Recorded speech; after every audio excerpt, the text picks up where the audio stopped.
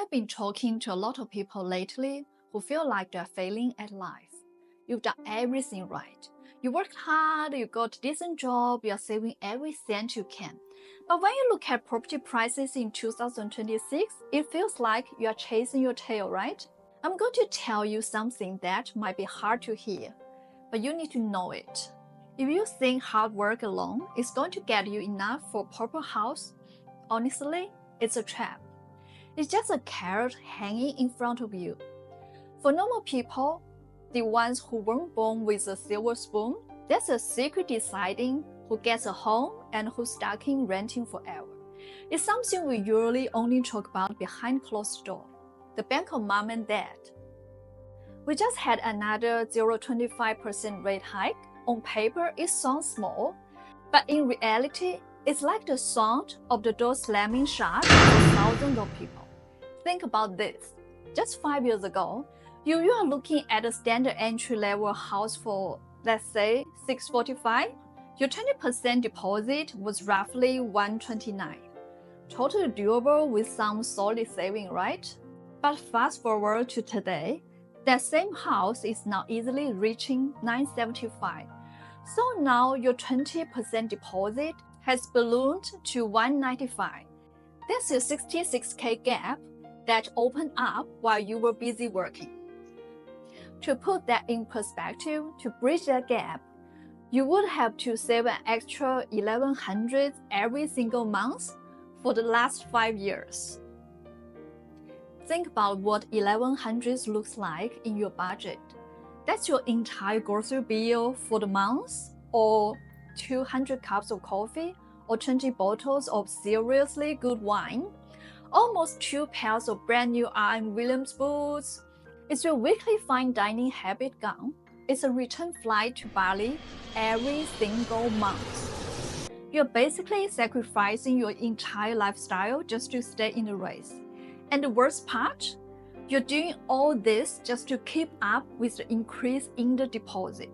You're not even closer to the house yet. And then comes the kicker. Just as you are about to get there, the bank calls. Because of that tiny 0.25% rate jump, they've just slashes your borrowing power by 50K. It's like the finish line just moved another 50 meters back right before you're about to cross it. This isn't just about how much you can save. It's about a system that basically rigged against you. Here's the truth. The Aussie government is juggling a massive influx of new migrants. But the construction industry is moving at a snail's pace. We aren't building houses fast enough, and there's only a few policies to actually put a lid on price growth. Because of this, a house in Australia, especially in cities like Melbourne or Sydney, isn't just a place to live anymore. It's become an investment vehicle. Due to our tax structures and market stability, housing in Australia is seen as one of the safest places to park wealth, not just for locals, but for capital from all over the globe. So, you're not just competing with another family for a home, you're competing against capital that's looking for a return. That's why the government keeps scratching its head over housing affordability. It's a systemic problem that's persisted even after decades of government effort. In this environment, it doesn't matter how hard you run. You're on a treadmill that's speeding up, but you are the one carrying the heavier backpack. That's why so many people are turning to their parents. For most, it's the only survival strategy left. But I know many people feel a deep sense of shame asking for help, especially in Asian cultures. There's even a terrible term in Chinese for this, nibbling on the elderly. It implies you are a loser for spending your parents' hard-earned money, and that shame is built on a myth we've all heard. In a lot of Asian households, the story is always Western kids are kicked out at 18 to make it on their own. The funny thing is, even the kids who grew up hearing this, like my own friends, are still telling the same story to their own kids today.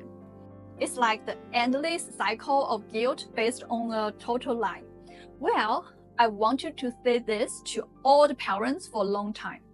That is a total lie. In 2026, everyone is talking about the Bank of Mom and Dad. It's not a Western or an Eastern thing anymore. It's a survival thing, and it's everywhere. 75% of Aussie parents helping out, not expecting a single cent back. It's not a loan, it's a gift. They know the struggle is real. Some are helping with the deposit, some are chipping in for monthly mortgage payment, and for those who are a bit tighter with their cash, they're doing the grandparent shift. They're looking after the grandkids full-time, so the parents can save a fortune on childcare. Whether it's cash or childcare, it's all about family leverage. But different cultures have their own way. In Chinese families, we see the 6 walets model. It's a total family effort. Both sets of parents plus the couple pulling everything together. Without it, you're looking at a 10-year delay. Then you look at the Indian community. It's like a global chess game.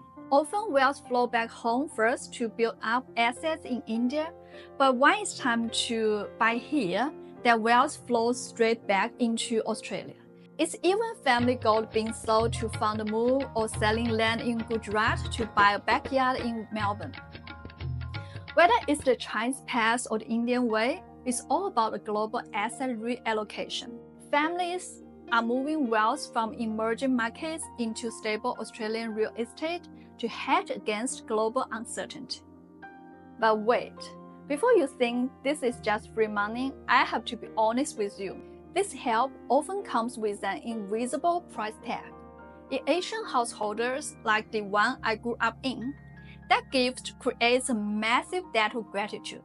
You might not owe them dollars, but you might owe them a say in where you live, how you decorate, or whose mother-in-law is moving in next year.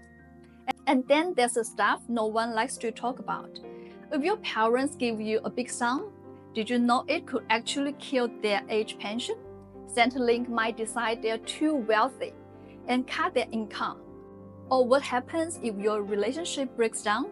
Without the right paperwork, the family's legacy could literally be split 50-50 with an ex. It's heartbreaking and it happens more than you think. So, before you have that awkward dinner with your parents to ask for help, please get a strategy first. Don't just wing it.